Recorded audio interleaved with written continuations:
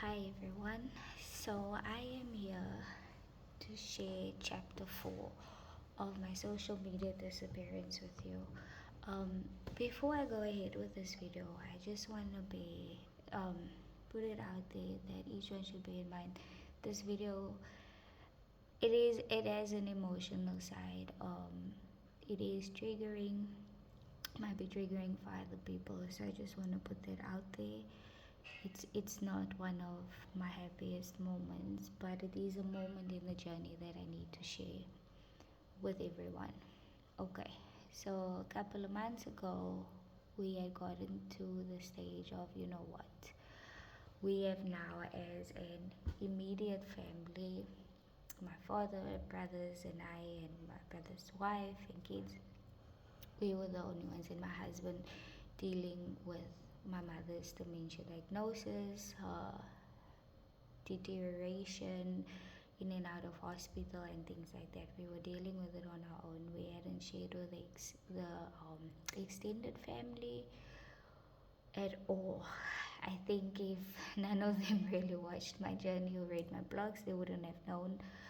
Um, so it came to the point now of, okay, listen, Tracy, you need to tell your mom's sisters about her diagnosis. I think, hearing those words, I was like, you watch these things in the movies, you see it happening in other people's lives, calling the family. You're in the movies, is there anyone I can call for you to help you through this? But you never think that you would be the one having to make those phone calls and explaining to people what's going on. It was a tough thing for me even thinking about making a phone call. So first, what I did, obviously, our family is not as close as it used to be. You always have that pillar in the family that keeps the family together, and that at one time was my uncle. And after his passing in 2010, the family kind of all went their separate ways, so there hasn't been a lot of contact. These are the occasional running into your cousin at a rugby game or seeing this one there, because we all live in Cape Town. But you don't have that constant contact. You have a friend on Facebook, it's your cousin, your uncle, and so forth, but you don't really talk to them. Just view each other's posts and so forth. So first thing I did was, I have a cousin that's my age. We kind of grew up together, and I messaged him for my mom's sister's numbers. I know that sounds bad, guys, that I don't have my mom's sister's numbers, but what you also need to understand is I am what you call a Latlameke of Afrikaans. In English, it basically translates to a late born, which means I was one of those late babies, the unplanned ones that just popped out. So my parents are a lot older than other people's parents that are my age. So me not having my aunt's contact details is not so unheard of when your aunts are like 70 years old. So yeah, I messaged him. He gave me the contact details. I must admit that between my sister-in-law telling me it's time to make contact, to me making contact with my cousin, took at least a day or two, and then from there having the actual contact numbers, I had to recontact my sister-in-law, be like, I have the numbers now, do I really have to make these phone calls? So it took some time. In any case, I made the phone calls. Phone call number one, the aunt that I know more, let's say, she she had a lot of questions. Where's your mom? Saying what type of care does she have? Does she know this? Does she know that? What does she remember? What doesn't she remember? How is she? So forth. And then also said obviously she needs to speak to the other sister so that they can come and visit together, and the usual questions.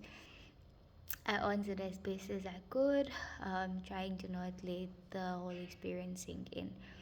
Okay, then I took a break, called sister number 2, and then she also had quite a few questions, um, And then she said, okay, she's gonna get the other sister, they're gonna come through together, and that's gonna happen.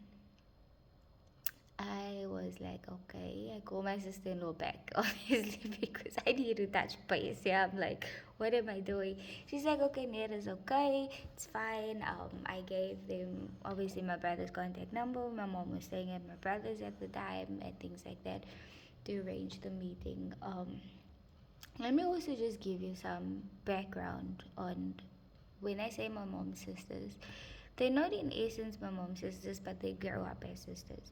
So my mom was also what you call a light lamike, late born.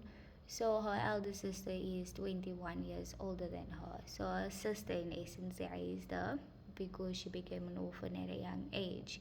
So she grew up with the sister's daughters, which is actually my cousins, but I see them as my aunts or my mom's sisters because they are all similar in age. One of them is actually older than my mom.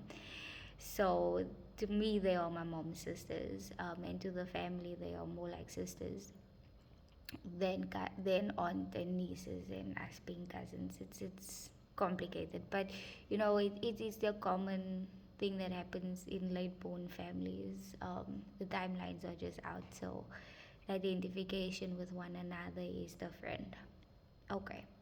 So time goes on. I think about a week or two goes on, and I am visiting at my brother's house because my mom is there. So usually I would spend a lot of the weekend there and stuff like that.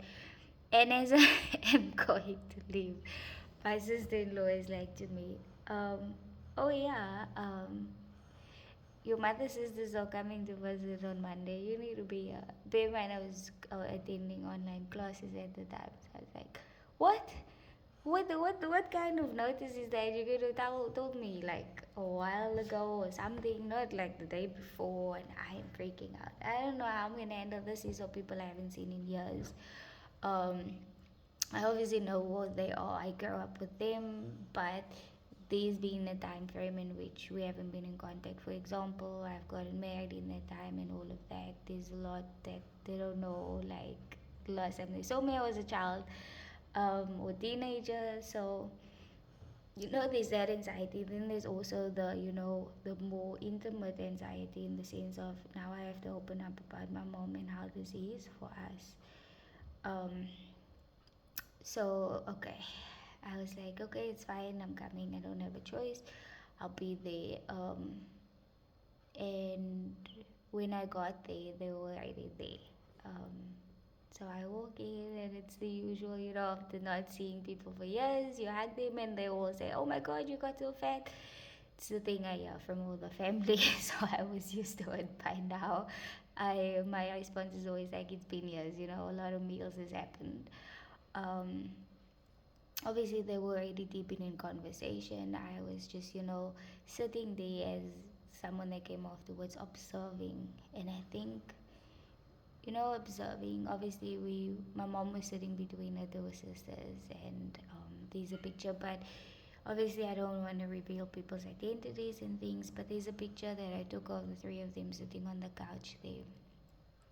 And I don't know, like just the whole experience. Obviously, they were telling us stories about their childhood with my mom and how they used to go clubbing and sneak in and out of the house because they had a strict father. And it was all fun and games. And then at the beginning, there was lighter conversations, and then we got into the more, personal conversations. Where are we going with this? What's happening? And they had questions about my mom's functioning, what she knows, what she does, and we had to explain the day to day to them and how it's been going. And she's sitting there, and so my mom was at the stage no longer able to have like a fluent conversation with someone and that back and forth and things like that. She would have these general outbursts. Like if you speak directly to her, she wouldn't necessarily speak to you or things like that, or she'll just say something funny or whatever. But she would listen to conversations around her and react on certain parts of the conversation. So if she could hear that we were speaking about her and stuff, and she was like, I'm gonna say this in Afrikaans firstly, but I will translate. Um, she was like, "Stop." And everybody was looking at her like, ma, wat gaan aan? Sê vir ons wat's fout. Sy sê, ek hou nie van dit wat hier aangaan nie. Julle praat van my. And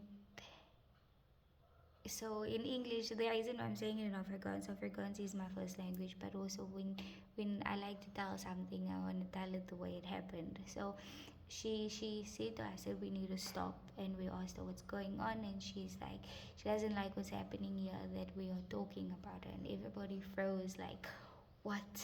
And it was this awkward silence at first. I'm sorry. I am in the middle of my final exam, so excuse that. And then we started talking about other things, changing the subject and stuff like that, and she calmed down a bit. And that was just sad to me that, this person that you would go to when things are falling apart, that would hold you, that would be that safe space for you, the person you could pick up the phone and talk to is not the person you're talking about because you can't talk to them. That was one of the parts of me that I was just like, what? But in any case, time went on, we spoke, it was very joyous and things like that. But none of us, so my eldest niece and I, we also grew up more like sisters. Once again, the late born thing, it happens. So my mom looked after her. She's very attached to my mom. And me and her, they call us the twins because we literally have the same personality and a lot of other similarities. And we are also probably the two closest ones to my mom. And we spoke afterwards, and we were like, you know what? Obviously, my aunts, they were speaking about their experiences of abuse and the other abuse that happened in the family. And obviously my mom's abuse that led to early onset dementia and things like that. And we listened to how various women in the family made different decisions when it came to abuse. My mother stayed for the sake of her children. Many others left, they went their own ways, at a young age and things like that. There was a lot of, in our family, a lot of strong women and independent in their own way with the limited resources that they had. And I'm looking at my mom's sister. She's 1 year older than my mom, and this lady is still hip and happening. I'm telling you, she's got the hair cut in, she's wearing heels and things like that. And I was like, wow. I was admiring her and things like that. And I was like, at the same time as me admiring her, it also broke me. And my niece and I, we spoke about it afterwards because the both of us, we were sitting there and observing a lot of the conversation. And we were like, you could see the deterioration in my mom compared to this woman that's still in tip-top shape. And how the abuse has deteriorated my mom over these years. And how it shows on her mind, her body, her soul. Like it's lingering there, and it's a sad situation. But at the same time, I'm not gonna say I agree or disagree with my mom's decision to stay in abusive situations for the sake of her kids. But I do feel that if there's one thing that I could say to her is that her struggles paid off. She raised beautiful, strong children who can stand on their own today, regardless of longing for her or missing her and missing those conversations with her. We are strong, we are beautiful, we're intelligent, and that's the one thing I can take away from her struggles, and she can take that away. As much as I would have wanted her to, be like that sister that's older than her, there's some joy in that. So another side to it is, being a late born, you are usually the controversial child. I always say you have the last scraps of all the genetics, and you have a piece of this one, a piece of that one, and the combination ends up not making sense. Like, you don't fit in with your siblings, you don't fit in with your family, you are just this oddball of energy person. And I remember as a child also, I was convinced that I was adopted. Even at one Christmas gathering with my mom's family, I said, you just need to be honest right now and say that I am adopted woman, admit it. And they were like, what are you talking about? Everybody was so upset. And there's one thing I say to my brother after, this visit with my mom's sisters is that, sometimes you do need to get to know the rest of your family. Not because you are related to them, but it also helps you to have a sense of belonging or know where you come from. Because when I spent that day with my mom's sisters and this hip and happening one, I'm not gonna say that I'm hip and happening, but when I was listening to her and interacting with her, I literally saw myself. I was like, I am this woman's child. Like, how did I not see this all these years that I do fit in? There's like every generation one of us wild crackers that pops out, but yet it's a family thing. And I mean, like at 70 years old, she's still went blonde like me. She's going dancing, she's going out, she's wearing heels, and I'm like, and she just says what she wants unapologetically, like me. And I was like, to my brother, you know what? I finally see that I am related to you guys. And my brother was like, we told you all these years that you are. Um, so that's a good part that I took out of this family gathering. But let's say the next day, guys, I'm telling you, all of us were emotionally depleted. I think that night we all, took away from the experience what we did, the positive, the yearning for my mother to be youth like her sisters, the yearning for a life to have a different effect on her. But I think like all of that compared, it just drained us emotionally. Like the next day I was sick, I was crying in bed. I was like, Lord, my mother is the strongest person I know. She went through so many things. How is this what is happening to her mind, body, and soul? Look at her sisters. Like, look at what life could have been. You go through that and it broke me. Like, I cried for my mom. And yeah, so that was another puzzle to why I disappeared from social media, from writing blogs and sharing my story, because it was just emotionally a lot for me that I didn't feel at the time that I could let other people, even talk about it out loud. I didn't have the emotional strength to verbalize it, or even at times to feel it. Sometimes I would just go numb or be in this daze and not know if I'm coming or going, because I didn't know if I had the capacity to feel or allow myself to feel. And if there's anyone out there that has experiences as well with any type of illness or any saying goodbye to a person, like, hit me up in the comments. Let's talk about this. Let's share our stories with each other. Um, it will definitely be a great journey for all of us, because I said that, through sharing my story, it's helped me with my healing. But I believe that me sharing my story is also helping other people heal. So let's help each other heal and be kind to ourselves. Thank you so much.